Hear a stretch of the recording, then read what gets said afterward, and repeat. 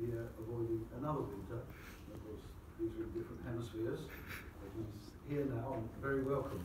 He originally studied chemistry and pure maths in Sydney, and then a physical chemist. He worked for 20 years on food research in his native Australia, and then he went into science communication.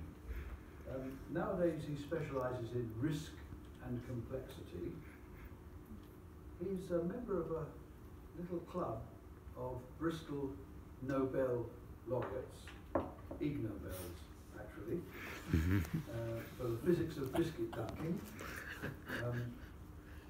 don't know if it ever happened to you, but I was in Germany and a very solemn professor introduced me, and he has the Ig Nobel Prize.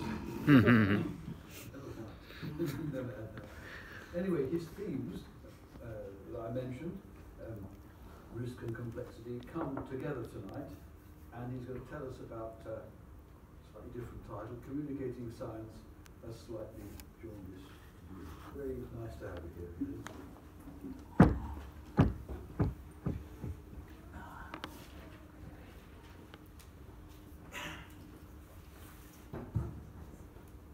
Thanks so much for the invitation, Michael, and thanks for the introduction as well. I guess when you're talking about science communication this week, you just have to look at all the newspaper stories about Stephen Hawking and what he meant for science communication. One of the things that he meant that you probably don't know about is within the science communication community, it stirred up a lot of little bubbles from deep down in the pond that are now surfacing, and some of them are smelling good and some of them are smelling not quite so good. I'll talk about him a little while later. Some of the questions that have been raised have been to how can we communicate mathematically based thinking? That's what I've been involved with. That's one of the most important things going on in the world today. And it's one of the things that you guys, if you haven't been involved already, are very likely to be involved with in the future. So I want to share a little bit of my experience, share a few ideas, mine and others. Basically, physicists have a very important role to play when it comes to communicating mathematically based thinking.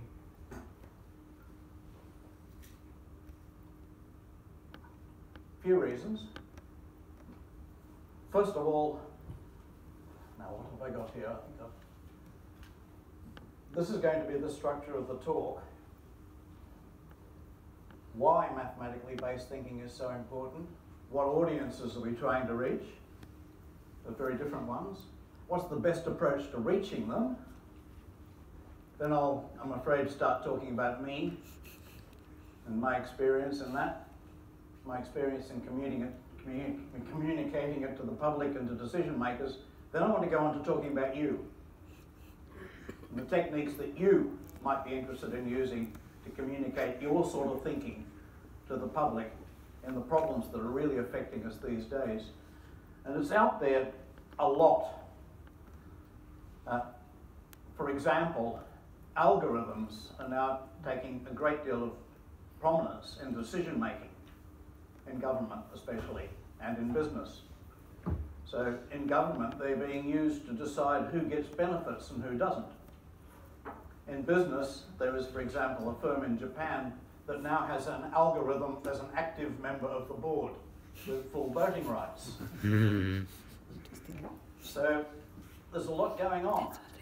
But using algorithms effectively means understanding as a society why they are so important, what they can do, what they can't do, and at a deeper level, social networks, ecological networks, economic networks are becoming ever more complex and interwoven. And the consequences of change in those networks are no longer predictable just by simple political or other beliefs. You need a deeper understanding. These are complex adaptive networks. They change with time. They have emergent properties that are more than the sum of their parts.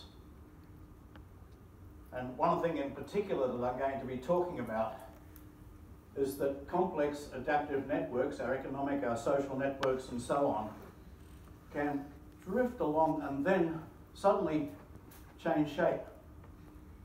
You can get dramatic transitions in these networks. Predicting those transitions, understanding how they occur, understanding how they affect us, understanding what sorts of policies we need to adopt to deal with them. These are all important things that are all based on mathematically based thinking. And all of the people, the politicians and so on who need this are going to need people like you to keep your eyes open and to let them know how important it is and why. So, what sorts of audiences are we actually trying to reach? Well, the easiest audiences are the people who are primed and already ready to listen. And I'm afraid that when it comes to public outreach, these are the audiences that we most tend to target. So children, with their natural curiosity. Adults who are already interested in science, which is why you're here, for example. Special interest groups. So anybody who needs science to understand, for example, with a health problem, who needs to understand what's going on, they're going to be interested in the science, they're going to want to know, and they're going to listen to you, which is very different to the next group, which is the broader community, the general public, who basically couldn't care less unless it sounds quirky or funny. The followers of different media, internet users, these are all people who are big groups that we might try to reach, but by and large, as you'll find out from some of my stories, you're not always going to succeed. And lastly, the group that I'm mostly involved with now, the decision makers, politicians, the business leaders, the community leaders. You need a very different approach for these. So what sorts of approaches can you use? Well, one approach is to try to educate them. Teach them science. And I'll come back to that in just a second. After education, there comes inspiration. And so a lot of the obituaries you're seeing for Stephen Hawking will be talking about the inspirational effect that he had on people wanting to know about science. Promoting science as a worthwhile activity, in other sense. And the third way of putting science over is to talk about the consequences. Getting decisions, especially getting decisions makers to actually understand and act on the consequences of our scientific insights. And you're likely to be very involved with that. But back when I was getting started, Carl Sagan had just written a book. Remember, it was called The Demon-Haunted World, and the subtitle was Science as a Candle in the Dark. And we loved this. And some of you will know this quote. If you don't, you should, because it's what we were working from. We've arranged a global civilization where most of it depends on science and technology, and we've also arranged so that almost nobody in society understands science and technology. And his argument, we might get away for a while, but it's a combustible mixture, and sooner or later this mixture of ignorance and power is going to blow up in our faces, which we see happening on a fairly regular basis. That was the quote that inspired many of us, especially back then. I'm talking about the mid-90s now, and I suppose some of you were born. And Sagan had a seductively simple answer. It's ignorance, isn't it? So what we do is we educate people about science. We give them simple explanations of the science. We make it easy for them.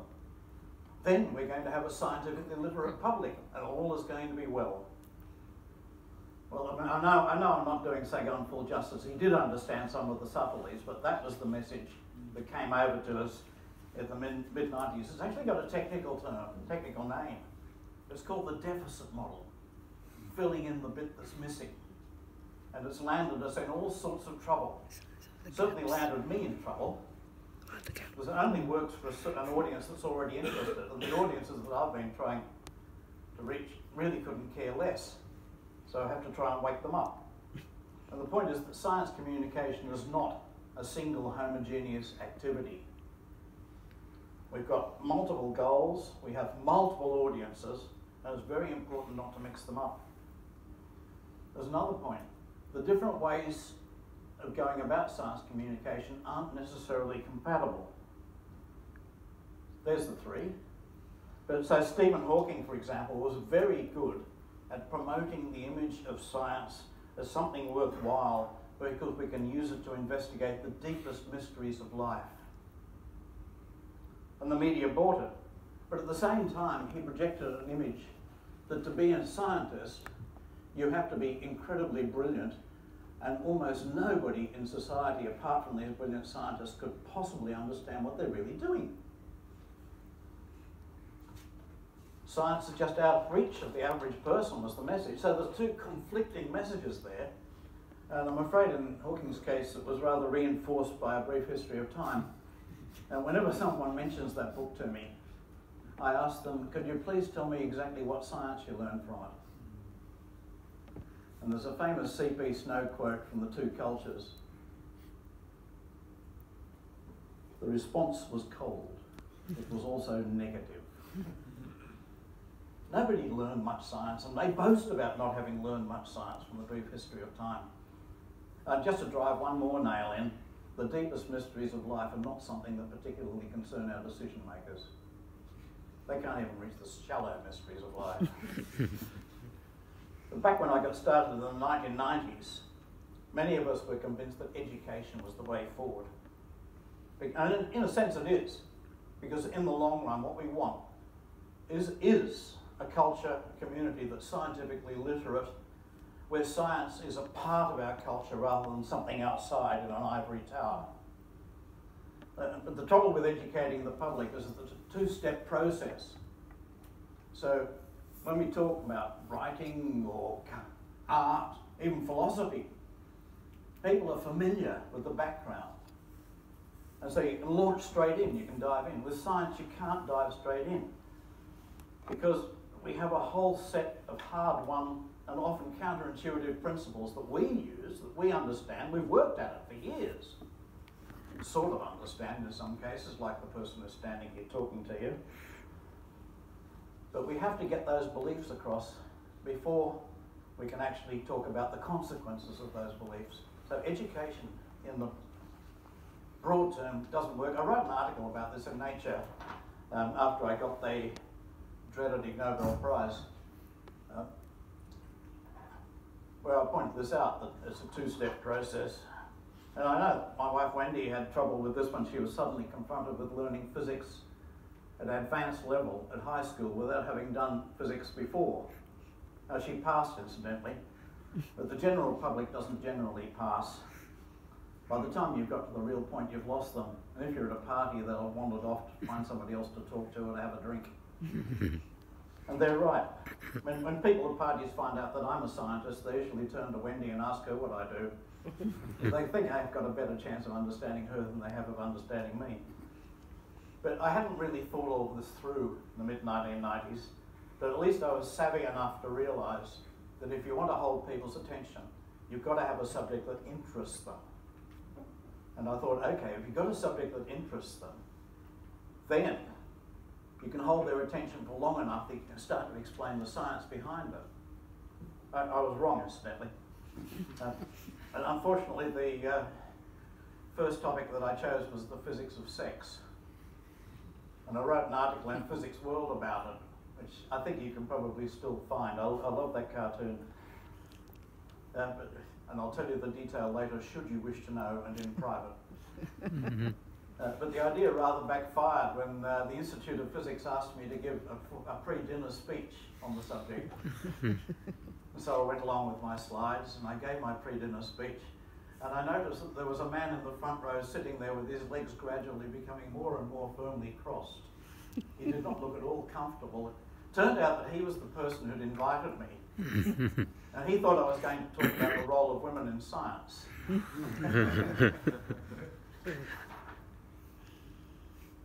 I've also done work with Pete Barham on quite a variety of things concerned with food, which is another topic that most people are pretty interested in. And Pete's used that very successfully over the years as a way of holding people's attention while he gets down into the deeper science. We had a column in The Guardian for a while, Pete and I, talking about food and science. It seemed to go down fairly well. We got an invitation for a repeat. And we used to give joint lectures on things like the science of Christmas. This is the Bristol University advertisement for that. I have to say that that's the nicest Christmas pudding I've ever drunk. But one day Pete got a call from a publicity agent from McVitie's Biscuits. They'd invented National Biscuit Dunking Day. And what no, I won't go into the side issues here. But they wanted a scientist to make it sound respectable. And Pete couldn't do it, and so very kindly dobbed me in. I thought it was nice of him. It turned out what they wanted was an equation for how to dunk a biscuit. And I thought, okay. Actually, I saw it as quite a good opportunity because by this time I'd started to think a little bit more about how you get science over. And I'd come to the conclusion that instead of trying to explain the science, it's better to give the image of how scientists think. How does a scientist think about a problem? So how does a scientist think about the problem of dunking a biscuit? Well, obviously, the scientist looks for an equation to describe how it all happens. In this case, it's called the Washburn equation. Here it is in one of the few newspapers that got it right. That was the Telegraph at the time when they actually had a decent science editor. And there it is up in the top there. And all you're talking about is the time for the liquid to penetrate a certain distance, L, and the porosity of the biscuit is described by D, which is the average size of the pores. Very simple. That's the way old Washburn did it back in 1923 when he first came up with it.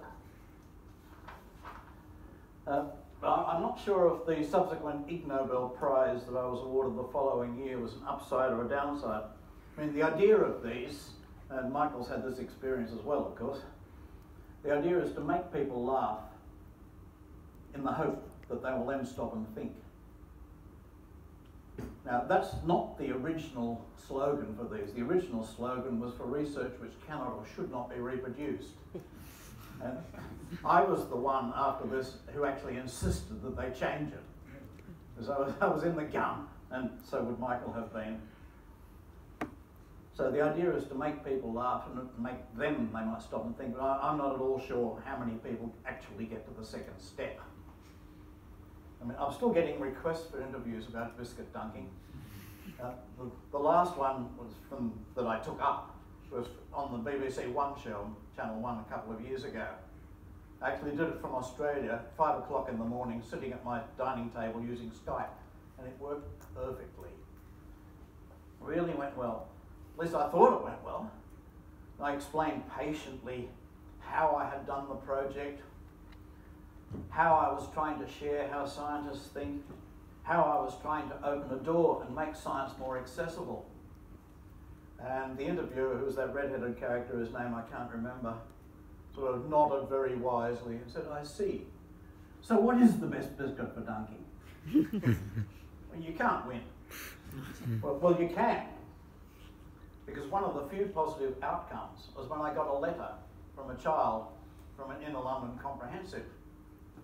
And this was the letter.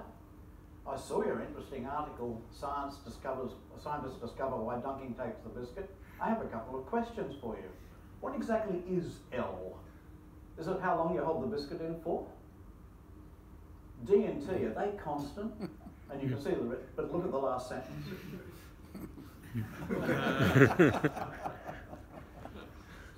So I wrote back to him and I explained the mathematics and I said, this is what it actually means. And I apologised that we'd eaten all the biscuits. And thought nothing more of it. But the really touching bit came 12 years later, because I got an email from the same person. And he said that my letter had changed his life. That I'd touched something that he wasn't at all sure about science, and now he thought, gee, this is interesting. So he took up science. And although it's not necessarily relevant, he eventually became a doctor. And the letter came from Oriel College, Oxford. And I thought that still brings a lump to my throat when I see that. It was just wonderful. But that's when I learned a really valuable lesson, because I'd got pretty sick of trying to communicate science to the public by this stage. So I thought trying to educate the public doesn't work. But then I added to that. But that's no reason not to try. because you might not educate the great public, but what you will do is to reach some people within that public who are ready and willing to listen. So it is worth a shot, and it's worth keeping up. And Stephen Hawking was a model for a different approach, remember? Promoting science as a worthwhile activity, something we should have within our community, giving us important answers. Stephen Hawking was the model, but David Attenborough is the one of the very few who has successfully combined that with the first one, with the education and the principles and practice. He's managed to do both. Very, very few people have. And one of the reasons why very few people have is because usually you've got to do it through the media, and the media are wonderful at stuffing things up. They have their own agenda, and in most cases they couldn't care less about yours, and you're not going to persuade them otherwise. And I learned this lesson when I had a British Association Media Fellowship. So I had a stint on a TV program called Tomorrow's World. Some of you will remember it. This is going back to the early days, and this is a man on Tomorrow's World explaining this wonderful new idea of touchscreen technology. You can make one blue dot, and then another blue dot, and then another blue dot. Then you join the dots. Well, I had a bright idea. I thought I'll organise, because I've been teaching a course here on the physics of boomerangs. I thought, okay, we'll have an indoor boomerang competition. In fact, this was one of the advertising photographs for it. I made a rather unusual boomerang that actually did work. But then I thought, we'll do this, and then I'll use it as a hook to explain the physics of boomerangs and how they fly. And the producer liked it, so we had a breakfast meeting with the production team in Simpsons on the Strand, of course. You try throwing boomerangs around Simpsons in the Strand. It's a great deal of fun. You can get it right round the waiter. You get him at the right distance.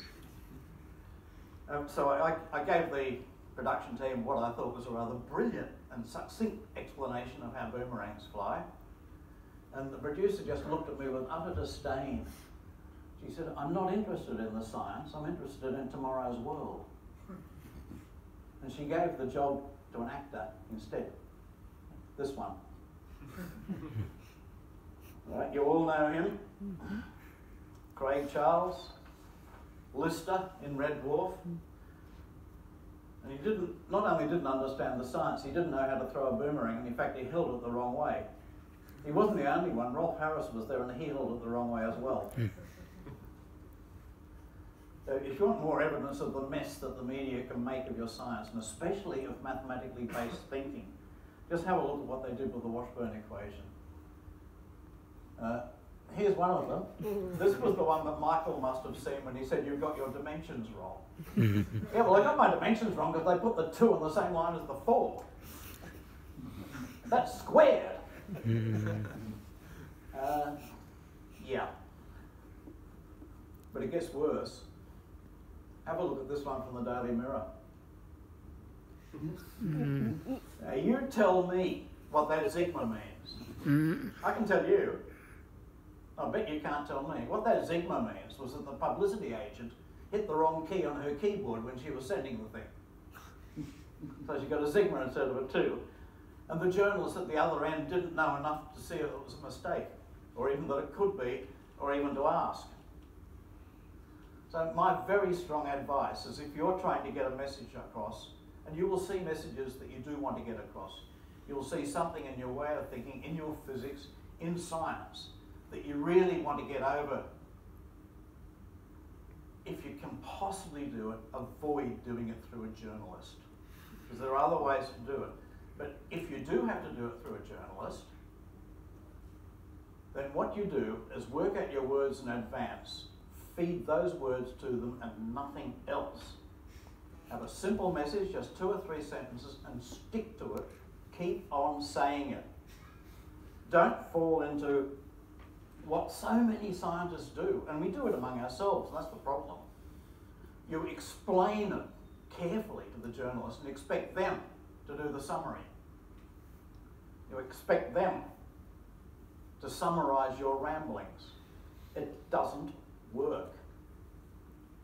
So when I got hit with the Ig Nobel Prize, I handed them a quote that they could use. I told them, this is just scientists pulling each other's legs, but it has a serious point. Look at the motherhood statements in here, it really works well. I'm trying to make science accessible by showing how scientists might think about the ordinary things of life. And that was it. I didn't say anything else.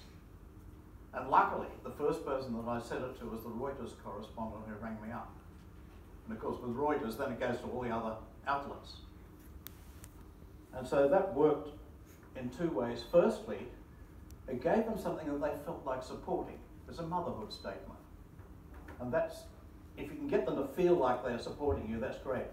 The next thing was journalists are lazy, and it made their life easier. They had something that they could simply use.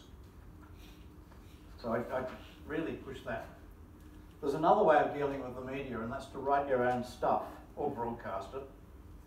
You can put it on your website, which is what Michael has done very successfully. So I think when you got journalists ringing you up, you just pointed to your website and said, look, it's written out there, and you can just use that material. And you can submit manuscripts, but you're still at the mercy of journalists. If you try and write something for a newspaper, and I've done several hundred newspaper articles now, you're still at the mercy of what they think. There's a guy I regularly get Facebook comment from called Michael Kenwood. He used to be the editor of New Scientist. He knows what he's talking about. And this is what he says about getting science into the newspapers. The last bit. Most science writers know how science works, but they have to hide it, just so they can get their stories through ignorant gatekeepers.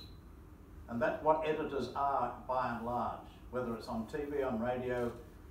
Radio is better, really, especially in newspapers. They are gatekeepers. They hold the key to the door. They're the ones that will either let you through or not. They're the ones you've got to convince. And they're the ones that you've got to kid. You almost have to be like Gollum or Bilbo, putting the magic ring on so you're invisible when you get to the other side. Then you take it off and you start talking the message again. And I've managed to slip a fair bit past the gatekeepers in my time. But it's a tricky job trying to reach a general audience in this way. I'll come back later to some of the ways in which you might be able to use it if you get into these situations. But generally it's much better to pick your audience, to pick the people you're trying to reach, and then go straight for the jugular. Just make sure you're wearing the right set of teeth. And the audience that I've spent most of my time going for have been the decision makers. And I'll move on to my experiences with them now. That's also the audience that you're most likely to be involved with. They pose a different set of problems and a very different set of barriers to overcome. They have different motivations. They're not interested in understanding. They are interested in either power or profit. Forget about enthusing them. Forget about explaining the science. The one thing you need to focus on when you're talking with decision makers is the consequences of the science. With us, we'll stand there, we'll work through the argument and then get to the consequences. With decision makers, you've got to start with the consequences first. Later, once you've got their trust, you might be able to come back to the arguments. Now, I'm not being cynical here, this is real life. It's a hard pill to swallow, especially for those of us whose main goal is understanding rather than power or profit. I wrote an article about it. I'm sorry to talk about all my articles, but I'm a bit stuck really. I wrote an article in Physics World a couple of years ago about how scientists should speak to politicians. But I wasn't pretending to be an authority. I wrote it with somebody who was an authority. His name is John Tesh, and he used to be in the Cabinet Office, where he was responsible for disaster planning. And he was in fact responsible for the security of the London Olympics. So he knew a lot about communicating with his political masters and how to get things done. And together we came up with a series of 12 points that are worth bearing in mind whenever you're trying to communicate with politicians. And I'm not going to tell you all those points, you'll be relieved to know. They're all in the article, and you're all members of the Institute of Physics. So you can go and read it, August 2015. But I will give you a couple of short things, and you can encapsulate what we said as what I just said before. Give them the consequences and persuade them to trust you and to come to the experts for the detail. Very important. And there's a subtext to this. In fact, there are two subtexts. These are 2 points from the article that I think are worth bringing up here. The first one, don't ever offer a policy to a politician. That's their problem. You offer them options. These are the possibilities based on what I know, what I understand. And the second one, everybody falls for this. We need more research. We might, but you're not going to convince them, because politicians see us as just another pressure group. There was an article on this in Nature a couple of years ago. We're a pressure group, we're after money like all these other pressure groups, and that's all that they see. So, you don't ever say we need to do more research. You say this is what we can do with what we understand at the moment. I met John Tesh in Venice in 2011 at a meeting that was sponsored by a Swiss-based organisation called it's grandiose, wonderfully grandiose, the International Risk Governance Council. They're actually a small self-appointed body, but they're pursuing something very serious. And what they're pursuing is the serious questions. Like in this case, the brief was to introduce politicians and business leaders to the problems of slowly developing catastrophic risks. The sort of risks that build up, especially within a complex network. Things slowly change, things slowly develop, and then suddenly the network changes again, or back, except that it's not reversible. It gets stuck. There was a pretty high-level audience. We had people like the ambassador at large for Singapore was there. We had Michael Oborne, he regaled us with stories of his breakfast meetings with Bill Clinton when they were developing. So we had people who knew what they were doing, and I was thrown right in at the deep end. And the only reason I was there is because I'd written a couple of books summarising what had been worked out about these things. The actual analysis was done by a guy called Martin Scheffer. I'll introduce you to him later, in Wageningen. I'm pretty sure I was only there because Martin couldn't make it. So there's another lesson. Grab your opportunities. You just never know. Another lesson, incidentally, if you've got something to say, get it down in concrete form. Like Michael does, like I do, like quite a few people do. You don't have to write a book, but you could write a blog, you can make a podcast. Get something so that when the moment comes you can seize it. That you can point to what you've already written and say, look, there it is. There's the material. Now, this is what it means. But you have to be able to do that two-step thing. Getting back to Martin, he did his analysis in terms of catastrophe theory, and I was so sorry that I couldn't be here for Alan McRobbie's talk a couple of weeks ago, I think it was, where he gave you the full down. I'm just going to give you a very simple. This is Martin's way of drawing a fold catastrophe, and fold catastrophes are what you're dealing with when you come to complex networks and how the whole network can suddenly change. I don't need to describe that. You can sort of work out the general image for yourself, and I'll put this up on my website. But see, you've had a minute and you've got pretty well the idea. I could have given the people in Venice 10 minutes, 20 minutes, and they still wouldn't have got the idea. Not because they're stupid, because they're not interested. They don't want to know about the science, about this sort of diagram, about understanding the maths. But what caught their attention was when I started to talk about the consequences, started to talk about real-life, complex, adaptive networks, the sorts of networks where the links and the interactions slowly change until you get to an interesting state. Martin's mathematics provided a really simple idea about such networks. And that's what decision makers want. They want simple ideas that they can use, that they can get their hands on. And his idea, as I've shown without throwing that thing up, was that all complex networks, all of them, are liable to reach a critical transition at some point when they suddenly change. Now, that's the point I've been trying to push for the past few years. Sudden, unpredicted and often unpredictable change is going to happen. It's not whether, it's when. And you have to be ready for it. Oh, incidentally, the person who kicked off my interest, and in fact the world's interest in how complex networks behave, was my old bridge partner. It's the one sitting behind. Lord May, as you will know, as having been president of the Royal Society and chief government scientist and all the rest of it. That's his picture in the National Portrait Gallery of Australia. And what he's holding is called a thylacine. It was a carnivorous marsupial that was shot out of existence by the 1930s in Australia. We're very good at doing that sort of thing. It's going to come out and we'll show you. But Bob was in the physics department at Sydney University at the time, and he was busy undermining the world of biology, just like physicists love to do even now. Because the biologists believed that the more complex an ecological network might be, the more stable it would be, the more opportunity to adapt as things went wrong.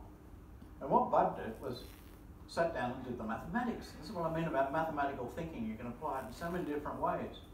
And in this particular case, and I think a lot of you will already know this, Bob worked out that the more complex a network, the more liable it was to collapse, the more fragile it was. This is called the May paradox, because in practice, complex ecological networks are in fact more stable. I think it took half a century for someone to finally figure out that Bob was actually talking about randomly assembled networks, whereas most networks in nature and in society and in economics are actually structured and they develop and they become modular, they build up a shape. And that sort of network can be more stable the more complex it is. I think Bob must have been working all of this out while we were playing bridge, because what would happen is that suddenly I'd be landed with an impossible contract to play while Bob sat as dummy busily doing calculations until I finished playing it. I don't think he actually cared about the result. Oh, he does care about results, because I think one of the last emails that I've had from him was when he won a brilliancy prize in the House of Lords, and he just couldn't wait, in the House of Lords bridge competition, and he just couldn't wait to share it. Well, getting back to Martin Scheffler, and you may as well meet him. Here's Martin, looks a bit different. He's not holding a thylacine, he's holding a guitar. He's a jazz player, he's a great mathematician, has brilliant insights. I hate him. But what Martin did with this analysis, having produced the idea that the collapse of a complex adaptive system can be represented by a fault catastrophe, he went on to work out what's the warning sign. Well, are there warning signs for an upcoming physical transition, an upcoming transition of any kind? Can we have something to get hold of that we say, okay, look, there's a transition coming, we better do something about it? And there is. Because what happens in a complex system is that as we approach a critical transition, it becomes more susceptible to small perturbations in the sense that it finds it more difficult to recover from small perturbations, whether they're coming from inside or outside the system. Once you've had a little perturbation, it's harder for them to get back. And the active consequence of this is that you get bigger and more frequent swings between extreme states. Now, often you can see this in retrospect. And the analysis has been done, for example, for the 2007-2008 financial crash, where it was very obvious in retrospect that the swings were getting bigger and bigger and faster and faster. I suspect we can probably do it, but you have to use a bit of imagination for climate change. Big swing, oh, you've seen the snow outside, but that's one example, doesn't help, but there are many, many examples. Trouble is that by the time the warning signs become obvious, it's usually too late for human institutions to do anything about it. So they have to make some decisions in advance, and that's the take-home message that I was pressing, the one that many of the decision makers were interested in. And I think I managed to get my message across to them. In fact, I know I did, and I'll tell you why in a minute. But there was another scientist there whose name I'm not going to tell you, and he was busy trying to explain the statistics of risk to this same audience. And the basic thing is, in real life, you don't have a normal distribution of risk. You don't have a normal distribution curve. You get a fat-tailed curve, so that the risk of extreme events, here we are, very simple, but you know this stuff.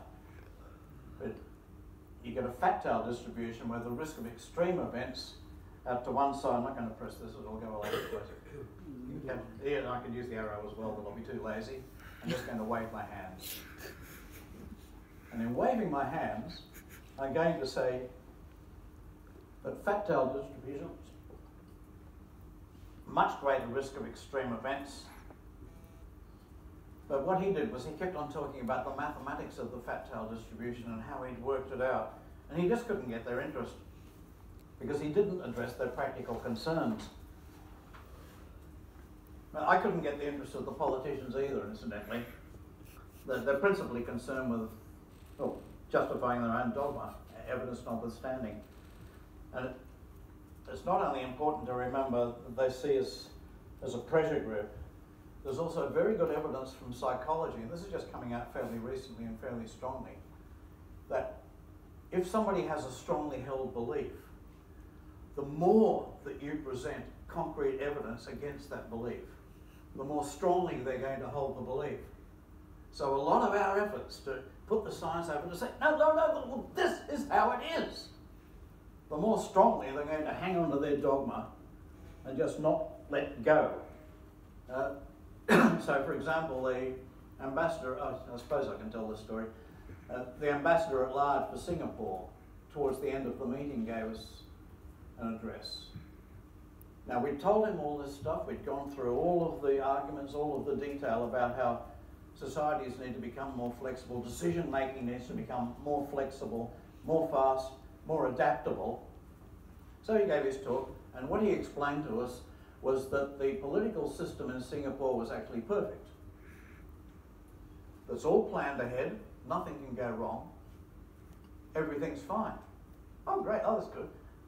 But he had to leave the meeting early, and he had an assistant with him, someone who had the responsibility for actually implementing these policies. And in the 2 hours at the end of the meeting, she managed to undermine every single damn thing that he'd said.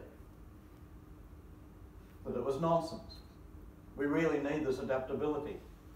And the lesson for that is that the senior civil servants, other people responsible for implementing policy, are much more likely to hear your message. Forget the politicians. Those are the people that you want to reach if you're trying to get especially mathematically based thinking as part of the way that we run our society. Now, I'm not the only person to have realised this. There's a guy called Paul Hoskinson from Strathclyde University. He was in the Royal Society pairing scheme last year, and he found exactly the same thing. He said, if you can get the ear of a senior civil servant, then your policy, evidence-based policy, is much more likely to be implemented. I raised this point with Bob May a while ago too, and his rather bluff reaction was that he only talked to Prime Ministers. And I just did not have the guts to say to him, well, that backs up my assertion that senior civil servants such as yourself, I didn't have the nerve. So that's my experience. I've continued on with pretty much the same message. It's had some interesting applications. Last year I got invited to address 300 CEOs from the insurance industry and to try to persuade them that they needed to change their way of thinking. And I pointed out that unless they changed their way of thinking about risk, the title of this conference was Risk Reimagined, unless they changed their way of thinking to take account of system effects, not the individual businesses that they were insuring, but the system, because they're all embedded in a complex system which is liable to cascading failure, as you saw from the banking crisis, for example. One goes to another, goes to another. And I just told them they might not even have an industry in a few years' time, because the risk assessment methods that they're using involve extrapolation, trying to learn from the past. You can't do either of those things when you're looking at complex adaptive systems. And I said earlier, the trick is to offer them something that they can do. So I offered them something. I'm not trying to get you to read right through a great long slide. The point is that those businesses are embedded in a complex system, a complex society, a complex economy. Catastrophic change is a function of the system as a whole. The way to respond to it is agility. And the original thing that I suggested to them is that they needed to be advising the businesses that they insure to change their practice, and to enforce that by changing their insurance premiums so as to give preferential treatment to businesses that were becoming more agile, more flexible, more responsive to immediate situations. I'm still pushing that one in various ways now. Bob May had, I'm sorry to keep on bringing up the same names, but you'll see why. Bob May had another idea. After the banking crisis, he published, I wouldn't try to read the whole thing. He published a paper about banking ecosystems where he compared the banking system to an ecological system, same mathematics, again the point about getting the mathematics over, and about systemic risk, and about what you could do. And Bob's idea was that you change the network. You break it up into smaller units which are not linked very strongly, so that if one unit goes down, it's not necessarily going to transmit to all of the others. Good idea in principle, but in practice, you run up against the constraints of game theory, and most people here will have heard about the tragedy of the commons. The tragedy of the commons is right here in practice, because in an interconnected financial system, the interconnection, the tightness of the interconnection actually increases the profits. That's why you get small firms joining together to make big ones. So if you're going to reduce those interconnections, you're going to reduce the profits. So who's going to take the reduction? Who's going to give up their, which firms are going to give up their individual profits for the benefit of the group as a whole?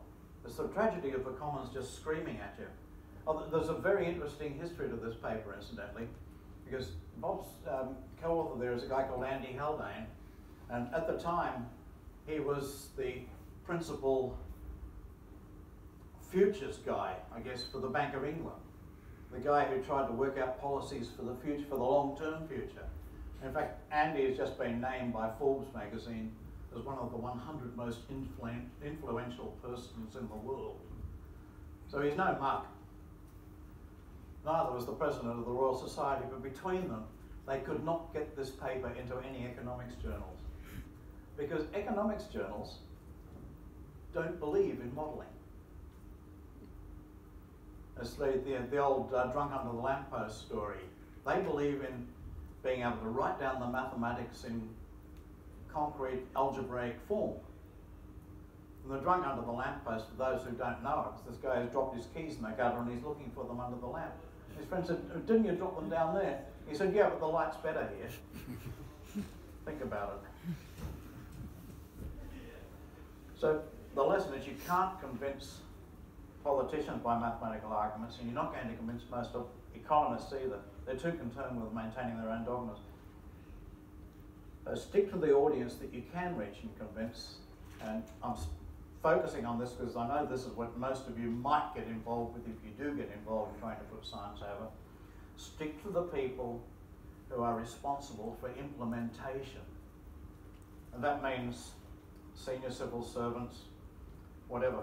What I want to move on to now is some additional ideas that you might be interested in to get your own message over about the importance and relevance of mathematically based thinking. This is where we've been so far. Retrospect.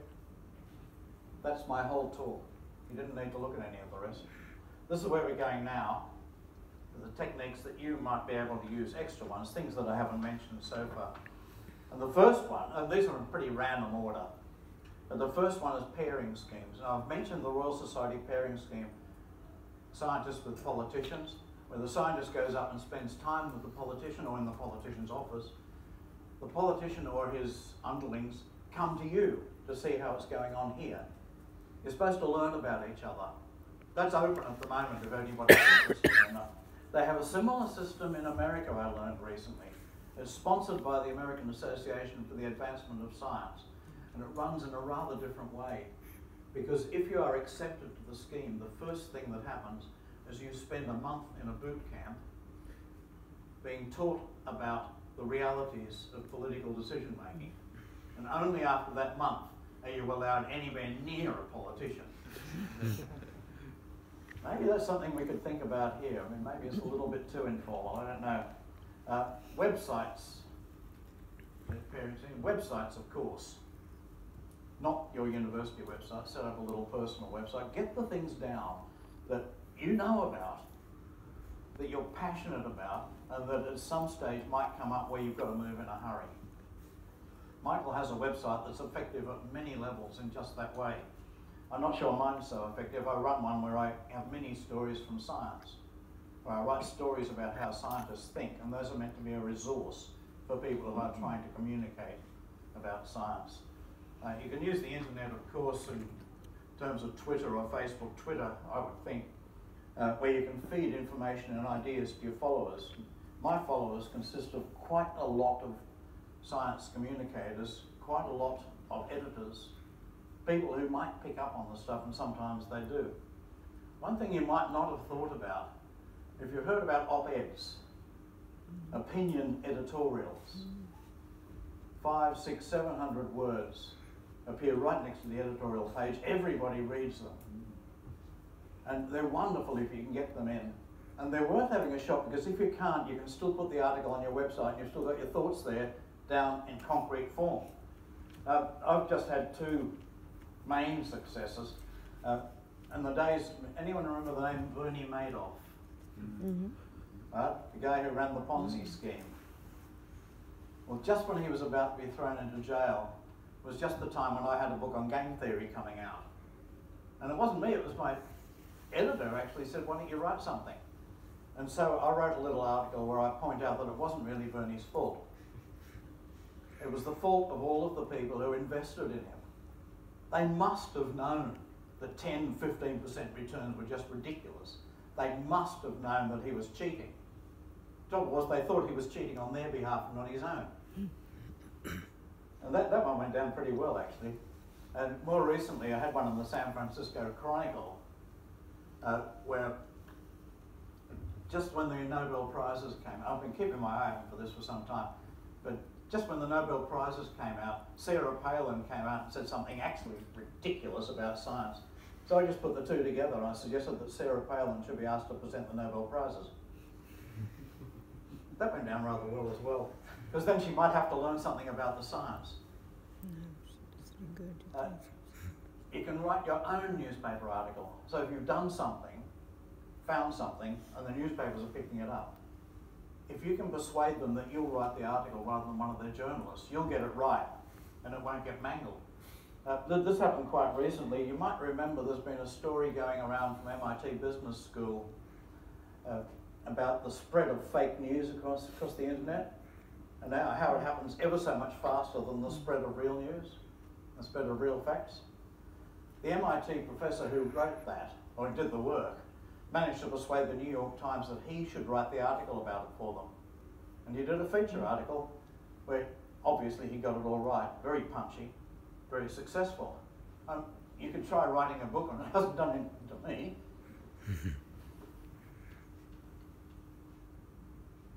Find fresh descriptions of things. Now this is something I keep my eye open for, and I hardly ever get it. And the classic fresh description is lateral thinking. It's just a couple of words and it encapsulates something. Did anyone know Robert Jones Smits by any chance? He was the guy in the EU who was principally responsible for shaping EU science policy. retired recently, and he said that his major success in this job was to persuade the EU Statistical Office to classify research and development as investment rather than expenditure. Very simple. Keep your eyes open for these things, they matter. And of course, you can look out for quirky examples. I've gone off this rather after the Ig Nobel Prize, I've got to confess. But there's been some good stories.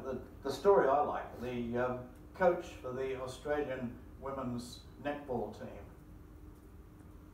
happens to be a network scientist in real life. And so he was looking at the mathematics of shoaling. You know, just the three simple rules, follow the one in front, etc., etc. And he applied the mathematics of shoaling to the tactics of the women's netball team, and they swept the pool. Unfortunately, other ones are doing it now. Don't overlook the value of pictures if you can find them. I collect them. Your only problem is getting hold of the artist and getting their permission in time, and quite often, if it's a good one, I'll do that in advance. I don't have permission for this next one that I'm going to show you, but Laszlo Barabasi, who's the guy really at the head of network science, Laszlo sent me this one as a lovely diagram of a complex network. And that's just beautiful, isn't it? Except that it's not a diagram of a complex network, that is a picture by Picasso. Just keep your eyes open. And any astronomers here, you might like this cartoon. Think about it. So they're around. Lovely, simple message, that one. Just getting back to the list. One thing that is very hard for us scientists to do, it was certainly hard for me to do when I started writing, was to use the first person, to tell a narrative, to tell a story. But again, if you're going to get anything, not just for the general public, but even trying to communicate with senior civil servants, if you can make it a personal story, I did this, this is what happened. People are much more interested in people than they ever are interested in ideas. So if you can bring a personal thing into it, you're well on your way. I've talked about maintaining relationships. And once you've got the ear of a decision maker, it's very important to keep the relationship going. I was at a conference in Granada a couple of years, which was called Physics Meet the Social Sciences. It turned out that there was a bunch of very superior physicists who were handing down advice to the various social scientists that were there. And almost all of them were interested in networks, which is why I'm telling you this story. And they were talking about the problems of maintaining stability in a network, in a social network, an economic network, whatever. And I started listening to this, and luckily I was talking on the third day, because by then I'd thrown my own talk away. Because I'd realised that when you looked at all of these talks, if you put the word trust in, you usually resolve the problem. You enhance the stability of the network just by putting trust in an appropriate place. And when you have a network with political people, if you can put the word trust in there so that they'll come to you because they trust you. If they see something that they think might involve a certain type of science, if you're the one they trust and they come to you, that's why it's important to maintain these relationships. And finally, and I think we've got some people from Bristol Public Engagement here, many institutions, including our own, have excellent public engagement facilities, so use them. So in conclusion, just let me take you back to the beginning. I said that communicating mathematically, I'm sorry to keep hammering it, but that's another important point in communicating. You just keep hammering the same thing until you bore them to death. So just before I finish boring you to death, just let me repeat that communicating mathematically based ways of thinking is the key to the world's future. It is that important. Not just a matter that we're being governed by algorithms. It's much more a matter of understanding that we're in a complex network. We can't use simple dogmatic policies to help us maneuver our way through when that network is liable to collapse at any stage. And you are the ones to do it. And if you don't believe me, try listening to Charles Darwin instead.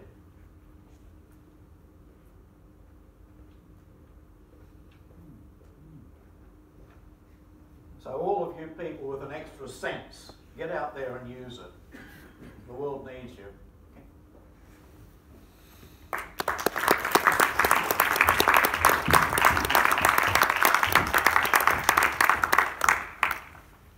Actually, Charles Frank, who, as many of us will remember, was a brilliantly geometrical thinker, often said he regretted he hadn't studied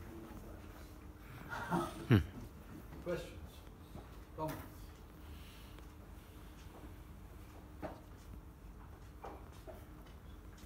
Yes. Many of us won't have always the opportunity to go to the top. Sorry, could you say it just a little louder? Many of us won't often have the opportunity to go to the top of the hierarchy in the network structure like this. But obviously lots of structures these days are more distributed, and trying to effect change on a distributed network can be a lot more difficult. So what advice would you give to people who want to affect something in a distributed network, such as an education system on a local level? You mean when you can't get to the top? Exactly. What techniques? You don't know how effective you're going to be. One of the good things about networks is that a small perturbation somewhere can, as you know, ripple through the system. It's depressing, I agree. And you're really stuck. All you can do is keep trying, keep touching. So I don't have anybody else's experience to talk about, I'm afraid, but I kept trying and I kept touching.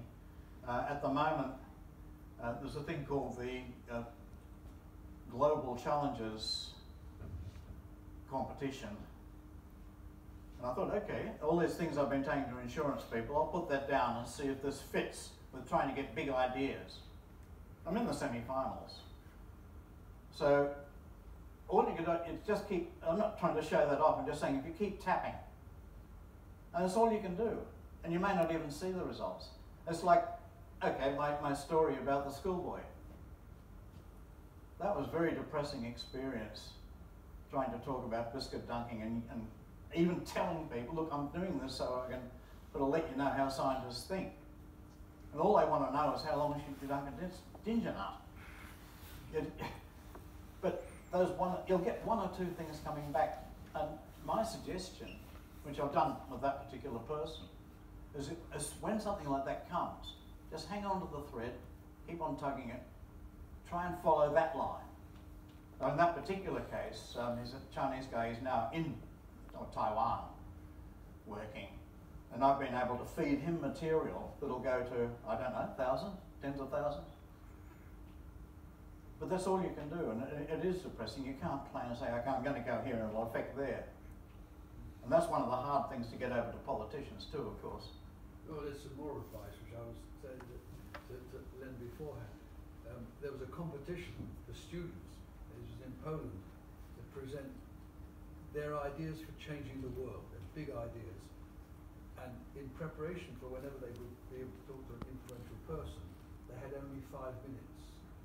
And when they said, how can we possibly present our ideas in 5 minutes, the advice was, speak slowly. Yes. A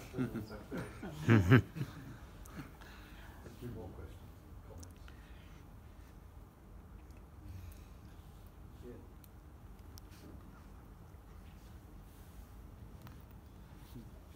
I was reading recently a history of the 18th century science, Humphrey Davy, another great communicator. This was all started by the Birmingham riots, and in which Priestley's house was burnt down by a mob. So the understanding of science by the public is not a very new thing. The ignorance of science by the public is not a new thing, is it? We've perhaps been living through an era since the Second World War where science has had the attention of the politicians because it was linked to power. Because it gives them power, and solely because exactly. it gives them power. I'm really sorry. Yes, you mentioned Priestley. Yeah. You've been to Bowood House to see his laboratory, what's reconstructed of it. There is a letter, there's a wonderful letter there from Joseph Priestley to his sponsor, the Earl of Salisbury, explaining to the Earl of Salisbury that supporting pure science is going to redound to your credit. You're going to become a famous man because of what I'm doing in science, because you've had the forethought to support it. If only we could talk that same argument to politicians now.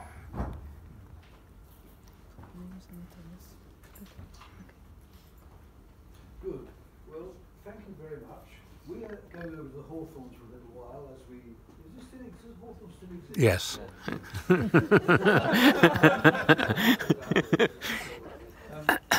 anyone wants to have further conversations. But meanwhile, Len, thanks for coming to us. Thanks for coming back to the British winter in time to give this talk. For the last 4 years you haven't done.